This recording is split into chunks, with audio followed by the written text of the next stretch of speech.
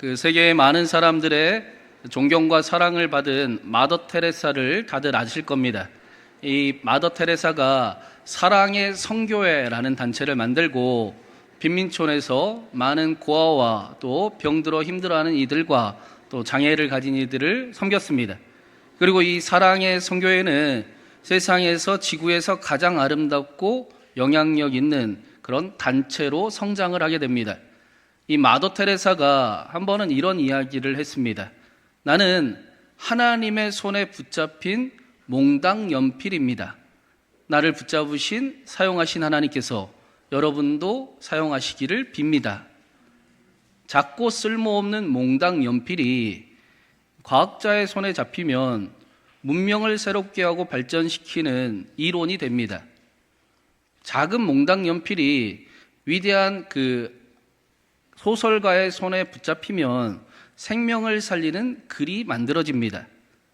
내가 누구인가, 지금 나는 어떤 상태인가 보다 더 중요한 사실은 내가 누구에게 붙잡혀 있는가, 나는 누구를 붙잡고 살아가는가입니다. 이 사실을 누구보다 잘 알고 있었던 사도 바울은 그래서 지난주 말씀에 예수 그리스도를 얻기 위해서 해가 되는 것이 있다면 나는 배설물로 여깁니다.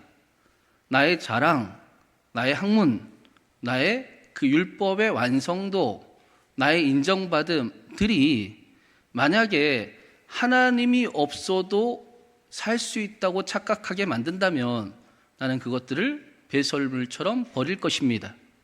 나를 위협하고 나를 두렵게 만드는 위험하게 하는 일들을 나는 속히 내 몸에서 버릴 겁니다 라고 이야기했습니다. 그리고 오늘 말씀에서는 하나님께 붙들린 사람이 어떻게 살아가는가에 대해서 알려주고 있습니다. 우리 10절 말씀부터 한번 같이 읽어보겠습니다. 10절입니다. 내가 그리스도와 그 부활의 권능과 그 고난의 참여함을 알고자 하여 그의 죽으심을 본받아. 바울은 이전에는 율법을 알고 싶어 하던 사람이었습니다. 그런데 이제는 예수님을 알고 싶습니다. 그 부활의 권능과 또 왜 예수님께서 십자가의 고난의 길을 걸어가셨는지를 내가 알기를 바랍니다. 바울에게 가장 중요한 것은 예수님입니다. 바울의 삶이 완전히 달라졌습니다. 이전에 원하던 것과 지금 원하는 것이 다릅니다. 그것도 완전히 다릅니다. 그리스도인이 되었다라는 핵심이 바로 여기 있습니다. 그리스도인이 된다라는 것은 무언가를 하나 더 얻는다, 가진다 그런 의미가 아닙니다. 나는 교회를 다녀요, 나는 예수님 믿는데요 라고 말하는 정도의 무언가 할 일, 해야 될 일을 하나 더 한다라는 의미가 아닙니다. 그리스도인이 된다라는 것은 원하는 것이 달라졌다라는 것입니다. 예전에는 세상이 좋았습니다. 그런데 지금은 예수님이 더 좋습니다. 이전에는 나를 위한 열심이 많았습니다. 그런데 이제는 하나님을 위해 열심히 살고 싶습니다. 그래서 그리스도인이 된다는 것은 삶을 바라보는 눈과 태도가 달라지는 것입니다. 내 삶이 점점 하나님을 더 알아가고 싶고 하나님을 더 사랑하고 싶고 하나님과 가까이 있고 싶습니다. 자연스럽게도 삶의 선택도 이제는 하나님을 선택할 때가 더 많습니다. 예수님을 닮아가는 삶을 살아가고 싶습니다. 이전에는 스스로 아프게 하는 줄 알지만 쥐약과 같은 일들을 선택하는 일들이 꽤 많았는데 점점 나를 살리고 나를 안전하게 할 수 있는 하나님의 편을 선택하는 일이 훨씬 더 쉬워지고 있습니다. 스스로 아픔을 당하지 않고 안전을 향해 갈 수 있는, 평안을 향해 갈 수 있는 내가 아는 길, 그 진리를 걸어갈 수 있는 힘을 얻어갑니다. 사도 바울 역시 10절 마지막에 그의 죽으심을 본받아라고 말씀하고 있습니다. 이 본받다라는 단어가 같은 모양이 된다라는 뜻이에요. 그래서 쉽게 이야기하면 나는 예수님의 붕어빵이 되고 싶습니다. 나는 예수님과 완전히 닮고 싶습니다. 그런데 그냥 닮는 것이 아닙니다. 예수님의 고난도 담고 싶고 예수님의 부활도 담고 싶습니다. 살짝 부담스러워지려고 합니다. 이렇게만 들으면 기독교 신앙이 어려운 길을 이야기하는 것 같습니다. 그런데 말씀을 제대로 알면 생각이 바뀝니다. 우리가 생각할 때 대부분 환난과 고난을 같은 의미로 생각하는 경우가 많습니다. 그런데 고난은 우리가 잘 아는 우리 삶에 만나는 어려움들을 이야기하는 겁니다. 그리고 그 고난 속에, 고난 중에 우리의 마음을 무너뜨리게 하는 일들을 환난이라고 이야기합니다. 그래서 환난과 고난은 같은 의미가 아닙니다. 엄밀히 이야기하면 고난이 훨씬 더 큰 개념이고 그 안에 환난이 들어 있습니다. 고난과 환난은 다릅니다. 고난 안에 우리 안에 고난이 있지만 그러나 고난 안에는 우리의 마음을 무너뜨리는 환난도 물론 있지만 동시에 우리를 성숙하게 하는 연단도 들어 있습니다. 예수님의 십자가의 고난도 환난으로 끝나지 않았습니다. 하나님께서 고난을 넘어서 부활의 권능을 나타내셨습니다. 바울이 말하는 고난을 담고자 한다라는 의미가 바로 이러한 의미입니다. 11절에 그래서 어떻게 해서든지 죽은 자 가운데서 부활에 이르려 하노니, 어떻게 해서든지 무슨 일이 있어도 나는 죽은 자 가운데서 부활에 이르기를 원합니다. 내가 당하는 고난이, 어려움이 절대로 환난으로 끝나지 않을 것이고 나는 부활의 권능이 나타날 것을 믿습니다. 내 삶에 비록 어려움이 있습니다. 아프게 하는 일들이 있습니다. 그래서 힘들 때도 사실 있습니다. 그러나 나는 거기서 멈추지 않을 것입니다. 하나님께서 나에게 예수님처럼 십자가가 고난을 넘어 부활의 권능이 하신 것처럼 하나님의 영광이 나타나게 하실 것을 믿습니다. 하나님이 나를 내버려 두지 않음을 믿습니다. 하나님이 나를 붙잡고 계십니다. 중요한 또 다른 사실은 사도 바울이 부활을 단 한 번의 사건으로 이해하고 있지 않다라는 것입니다. 사도 바울은 부활이 예수님의 첫 열매가 되신 사건, 그래서 나에게도 나타날 일로 믿었습니다. 그 부활이 죽고 난 다음에 멀리 있을 그런 이야기가 아니라 오늘 나에게 고난의 현장을 감당하게 하는 소망, 능력, 힘이 바로 부활의 권능이었습니다. 우리도 이렇게 살아가기를 원합니다. 고난이 환난으로 끝나지 않고 부활의 권능이 나타나 그 일을 능히 이기게 하시기를, 감당하게 하시기를 간절히 바랍니다. 하나님도 우리가 이렇게 살아가기를 원하십니다. 그래서 이어지는 말씀에 이렇게 살아갈 수 있는 비결을 이야기해 줍니다. 우리 12절도 한번 같이 읽어보겠습니다. 내가 이미 얻었다 함도 아니요 온전히 이루었다 함도 아니라 오직 내가 예수 그리스도께 잡힌 바 된 그것을 잡으려고 달려가노라. 사도 바울은 이제까지는 잡고 싶은 것을 따라갔고 잡은 바 되었던 것들을 향해 가는 인생이었습니다. 그런데 이제는 예수님께 잡힌 바 된 것을 잡으려고 달려가는 인생이 되었습니다. 내가 그리스도인으로 살아가고 있는 것이 아닙니다. 하나님이 그렇게 살아가도록 나를 붙잡으셨습니다. 내가 예수 그리스도께 붙잡힌 자가 되었습니다. 그래서 이제 바울도 그 붙잡힌 그것을 붙잡고 싶습니다. 하나님께 붙들리는 삶을 살아가고 싶습니다.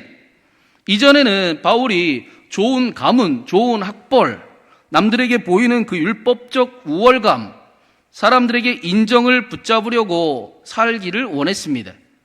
더 높이 올라가고 싶었고, 더 인정받고 싶었고, 더 완전한 사람이 될 수 있을 거라고 여겼습니다. 그런데 이제는 그것들보다 더 중요한 것이 생겼습니다. 함석헌 선생님의 말씀처럼 높은 산에 올라가 보니까 저 아래 보이는 미인도, 잘생긴 신사도, 돈이 많은 사람도 가난한 사람도 다 보이지 않고 사람만 보였습니다. 우리를 그렇게 평가하고 판단하던 그곳을 벗어나 보니까 내가 누구인가? 나는 정말 누구인가가 훨씬 더 중요해졌습니다. 바울도 부활하신 예수님을 만나고 나니까 그 하늘을 경험하고 나니까 이제는 내가 누구인지 하나님이 나를 어떻게 생각하는지가 훨씬 더 중요해졌습니다. 나를 찾아오신 예수님이 하나님이 나를 뭐라고 말씀하시는지가 훨씬 더 중요한 삶이 되었습니다. 우리도 그리스도인으로 살아가는 것은 우리가 결단력이 있고 의지가 강해서가 아니라 하나님이 저와 여러분을 붙잡고 계시기 때문입니다. 우리가 하나님께 붙들렸기 때문입니다. 하나님의 못자국난 손이 우리를 꽉 붙들고 계십니다. 그래서 하나님을 향하게 하십니다. 우리는 완벽하지 않아도 부족함이 없어도 비록 어제 넘어졌어도 우리는 오늘 부활을 바라보며 그 길을 걸어가고 있습니다. 하나님이 하실 일을 기대합니다. 12절에 보니까 바울도 내가 이미 얻었다 함도 아니요 온전히 이루었다 함도 아니라 라고 말씀하고 있습니다. 바울은 특별한 사람이니까 그렇게 사는 게 그렇게 어렵지 않겠지, 쉽게 살 수 있었겠지, 특별하니까 라고 생각하며 성경을 읽을 때가 있습니다. 그런데 바울 역시도 우리와 마찬가지로 아직 나도 이루지 못했다, 나도 여전히 믿음의 싸움을 하고 있다 라고 말합니다. 우리가 왜 나는 아직 이 모습일까, 왜 내 삶은 변하지 않을까 라고 하는 그 고민을, 그 신앙생활의 고민을 바울도 역시 나도 아직이라고 이야기하고 있는 것입니다. 지난주에 나누었던 존 파이퍼 목사님도 마찬가지였습니다. 나는 모든 일에 싸움을 하고 있습니다.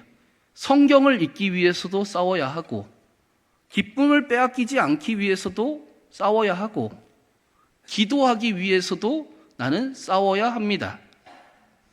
존 파이퍼 목사님도 특별한 사람도 아니고 뛰어난 사람도 아닙니다. 우리와 똑같이 애쓰고 고민하는 신앙인입니다. 그러나 그저 예수님을 간절히 원할 뿐이었습니다. 바쁨이 찾아올 때, 내가 생각하지 못하는 상황이 벌어질 때, 아무것도 하기 싫은 게으름이 찾아올 때, 그래도 하나님이 소중해서 하나님을 붙잡는 삶을 살아가는 사람일 뿐이었습니다. 그러면 우리가 어떻게 하나님께 붙잡혀서 살 수 있을까? 그 방법은 무엇인가? 그건 또 도대체 무엇인가? 또 오늘 말씀에 나옵니다. 우리 13절, 14절도 한번 같이 읽어보겠습니다. 형제들아, 나는 아직 내가 잡은 줄로 여기지 아니하고 오직 한 일, 즉 뒤에 있는 것은 잊어버리고 앞에 있는 것을 잡으려고 표대를 향하여 그리스도 예수 안에서 하나님이 위에서 부르신 부름의 상을 위하여 달려가노라. 바울은 뒤에 있는 것은 이제 잊어버리고 앞에 있는 것을 잡기 위해 나는 달려가고 있습니다. 표대를 향해 갈 겁니다 라고 이야기합니다. 예전에 실패했던 일들, 나를 꽉 붙들고 있는 그 상처받았던 말들, 억울했던 경험들, 부끄러운 과거들, 그때 내가 조금 더 잘했으면 더 좋았을 텐데, 그때 내가 선택을 잘했으면 훨씬 더 나을 텐데 하고 자신을 가두는 후회들이 바울에게도 있었습니다. 뿐만 아니라 과거의 영광들, 성공의 만족들도 있었습니다. 많은 교회를 세웠고 믿음의 역사를 나타내었고 많은 힘들어하는 이들을 구원의 손길로 하나님의 영광을 나타내기도 했습니다. 우리도 그때는 그랬는데, 전에는 내가 신앙생활을 그렇게 했었는데, 혹은 이 정도면 됐지라고 말하는 것들이 있습니다. 물론 과거의 그 기억들은 너무나 소중하고 귀합니다. 그런데 이런 뒤에 있는 것들이 오늘 우리의 신앙을 발목을 잡거나 앞으로 나아가지 못하게 해서는 안 됩니다. 과거가 오늘을 위협하거나 어제 내린 비가 오늘의 옷을 젖게 해서는 안 됩니다. 오히려 우리는 비가 오지 못하게 할 수는 없지만 비에 젖지 않는 바다가 될 수는 있습니다. 바다는 비에 젖지 않습니다. 바다는 비에 젖지 않습니다. 뒤에 있는 것들이 오늘 우리의 발목을 붙잡는 것이 아니라 오히려 우리를 앞으로 나아가게 하는, 하나님께 더 가까이 나아가는 은총의 기억이 될 수도 있습니다. 사도 바울 역시 나는 아직 잡은 줄로 여기지 아니하고 앞에 있는 것들을 잡으려고 표대를 향해 달려갑니다. 앞에 있는 것들을 잡고 싶어서 뒤에 있는 것들을 잊어버릴 겁니다. 뒤에 있는 것들을 잊어버리기 위해서 나는 앞에 있는 것을 꽉 붙잡을 겁니다.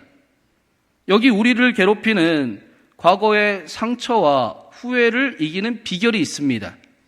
과거를 이기는 가장 좋은 방법은 과거와 싸우는 것이 아닙니다. 예수님을 꽉 붙드는 것입니다. 뒤에 있는 것들을 잊어버리고는 기억 상실을 이야기하는 것이 아니라 그 과거의 일을 복음으로 다시 재해석하며 살아가겠다라는 것입니다. 상처를 계속 들여다보면 상처는 더 커질 수 있습니다. 후회를 붙잡고 살아가면 내 인생의 후회가 주인이 될 때가 있습니다. 그러나 예수님을 바라보면 상처가 내 인생의 결론이 되지 않게 하십니다. 실패가 내 인생을 대표하지 않게 하십니다. 하나님께서 저와 여러분을 붙드시고 과거의 상처에서 건지셔서 소망의 나라로 옮겨주셨습니다. 그래서 사도 바울도 표대를 향해 달려가노라. 나는 이제 부르심의 그 상을 향해 달려가노라. 하나님을 향해 달려가노라. 나는 하나님이 뭐라고 하시는지, 하나님이 나를 어떻게 생각하시는가 나는 더 중요합니다. 하나님이 소중합니다. 바울의 표대는 예수 그리스도였습니다. 우리가 주중에 날마다 하면서 보았던 야곱과 요셉의 삶도 이와 똑같았습니다. 야곱과 요셉의 마지막을 보니까 그들이 원하는 것은 하나님의 약속이었습니다. 하나님을 간절히 찾았습니다. 그래서 그들이 어떠했습니까? 자신에게 허락하신 그 축복의 자리가 안주의 자리가 아니라 하나님이 더 놀라운 일을 이루실 자리로 여겼습니다. 하나님의 축복이 자신들에게서 멈추지 않고 흘러 나아가는 멈추지 않는 축복으로 여기며 믿음을 고백했습니다. 어떤 사람들은 기도 응답을 받으면 잠시 하나님을 떠나도 되는 것처럼 여기며 신앙생활을 할 때가 있습니다. 나의 목적이 이루어졌으니 이제 하나님이 필요 없는 것처럼 여길 때도 있습니다. 지나보면 그 열정, 그 갈망이 엄청난 축복이었음에도 불구하고 그 은총을 너무나 쉽게 잊어버리는 모습을 우리는 보곤 합니다. 그러나 우리의 목적지는 예수님입니다. 우리는 이 사실의 중요함을 여러 번 나누었습니다. 우리는 하나님이 응답해 주시면 더 하나님을 사랑할 겁니다. 우리는 하나님이 축복해 주시면 더 하나님의 나라를 꿈꾸며 살아갈 것입니다. 맞지요? 우리는 하나님이 마음껏 축복해 주셔도 절대로 하나님을 잃어버릴 일이 없고 오히려 더욱 하나님을 향해 나아갈 것입니다. 2026년 신광교회 표어처럼 하나님께서 저와 여러분에게 놀라운 하나님의 축복을 가득 회복하게 하시고 우리를 통해 하나님의 축복이 우리의 가정에도 우리의 삶의 자리에도 우리가 만나는 이들에도 가득 전해지기를 간절히 바랍니다. 마지막으로 오늘 말씀에 바울은 혼자 그 길을 걸어간다라고 하지 않습니다. 함께 걸어가자, 함께 하나님의 축복이 되자라고 말씀합니다. 우리 마지막으로 15절 16절 같이 읽어보겠습니다. 그러므로 누구든지 우리 온전히 이룬 자들은 이렇게 생각할지니 만일 어떤 일에 너희가 달리 생각하면 하나님이 이것도 너희에게 나타내시리라. 오직 우리가 어디까지 이르렀든지 그대로 행할 것이니라. 여러분, 우리가 달리 생각하면 하나님이 그 일을 이루실 것입니다. 달리 생각한다는 것은 복음으로 다시 해석한다라는 것입니다. 고난이 환란이 아니라 부활의 권능이 나타나는 일이 됩니다. 그렇게 믿음의 고백을 우리가 드리면 하나님이 그렇게 하실 것입니다. 바울은 특별히 빌립보 교회 성도들을 향해 우리 온전히 이룬 자들이라고 부릅니다. 이상하지 않습니까? 12절에는 나는 아직 온전히 이루었다 함이 아니요 라고 이야기를 했는데 오늘 15절에서는 우리 온전히 이룬 자들이라고 이야기합니다. 온전히 이룬 자들이 성숙한 사람, 방향이 분명한 사람을 이야기합니다. 완벽한 사람, 완성된 사람이 아닙니다.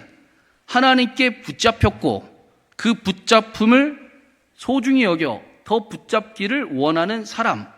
이제는 방향이 표대가 분명하게 세워진 사람을 온전한 사람이라고 이야기하는 것입니다. 나는 다 이루었다.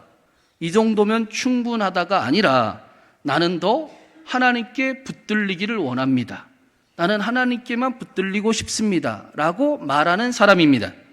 그래서 16절에도 우리가 어디까지 이르렀든지 그대로 행할 것이라 라고 말씀합니다.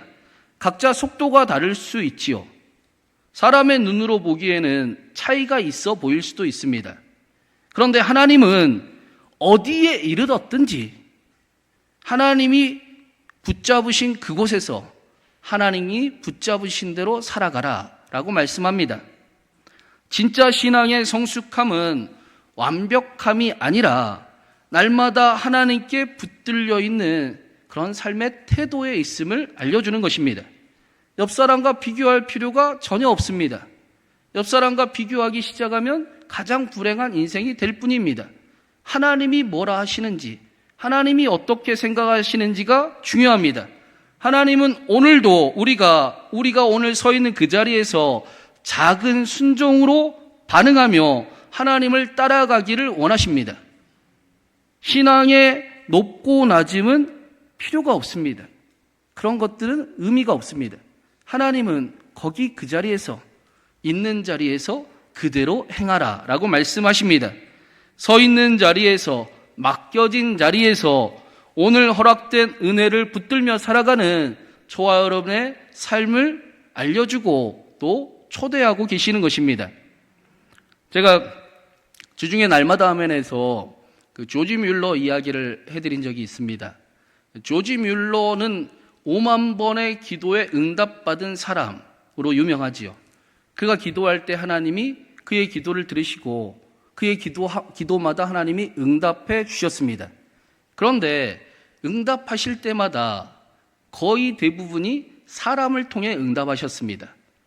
하나님, 아이들이 먹을 게 없습니다 하면 어떤 사람에게 감동을 주셔서 그가 고아원으로 빵을 들고 오게 하셨습니다. 우유를 들고 오게 하셨습니다. 사람을 감동하시고 사람의 손을 통하여 사람의 삶을 통해 그 순종을 통해 그 일을 이루어 가셨습니다. 그래서 조지 뮬러가 5만 번의 기도 응답을 받았다라는 것은 하나님의 감동에 순종하는 사람이 5만 명이 있었다라는 것입니다. 하나님은 지금도 그렇게 일하시는 분이십니다. 하나님의 사람들의 마음을 감동하시고 지금 서 있는 자리에서 그 작은 순종이 응답이 되게 하십니다. 저와 여러분이 하나님의 응답이 되게 하십니다. 저와 여러분을 통해 하나님의 놀라운 일을 이루기를 원하십니다. 우리가 사는 이 시대는 하나님의 응답이 사라져버린 것처럼 신앙생활을 하는 경우가 많습니다. 그래서 저는 저와 여러분이 더욱 하나님의 응답이 되기를 간절히 바랍니다. 우리 신광교회가 하나님의 응답이 여전히 있음을 보여주는 교회가 되기를 간절히 소망합니다. 누군가 도움이 필요할 때 옆에서 힘이 되어주고, 누군가 외로운 가운데 힘들어하고 있을 때 옆에서 말벗이 되어주고, 누군가 하나님을 놓쳐버리고 세상을 붙잡으려 하고 있을 때 다시 하나님을 붙잡게 해주는 그런 기도 응답의 사람들, 하나님의 손과 발이 되는 사람들이 저와 여러분이 되기를 간절히 바랍니다. 그래서 우리 교회에 발딛는 모든 사람이 위로를 얻게 되고 소망을 가지게 되고 새 힘을 얻어서 하나님께 붙잡힌 삶을 살아갈 수 있기를 바랍니다. 세상이 갈 바를 잃어버리고 표대가 어디인지 알지 못하는 그들에게 다시 우리가 갈 곳은 예수 그리스도입니다. 우리가 갈 길이 여기입니다. 이곳이 가장 안전합니다. 이 길을 함께 걸어갑시다 라고 전하는 기도 응답이 되기를 간절히 소망합니다. 사랑하는 여러분, 하나님께서 저와 여러분을 붙들고 계십니다. 우리도 하나님을 꽉 붙드는 삶이 되기를 간절히 소망합니다. 하나님께서 저와 여러분의 삶에 고난이 환난으로 끝나지 아니하고 부활의 권능으로 나타내실 것입니다. 아멘 소리가 좀 줄었는데요. 하나님께서 우리의 삶의 이야기를 환난으로 끝나지 않게 하시고 부활의 권능을 나타내셔서 하나님의 영광을 드러내는 삶으로 반드시 만드실 것입니다. 하나님께 붙들린 저와 여러분이 누군가의 기도 응답이 되고 우리 신광교회가 많은 이들에게, 이 지역에, 우리의 가정에 소망과 위로가 되기를 주님의 이름으로 축원합니다.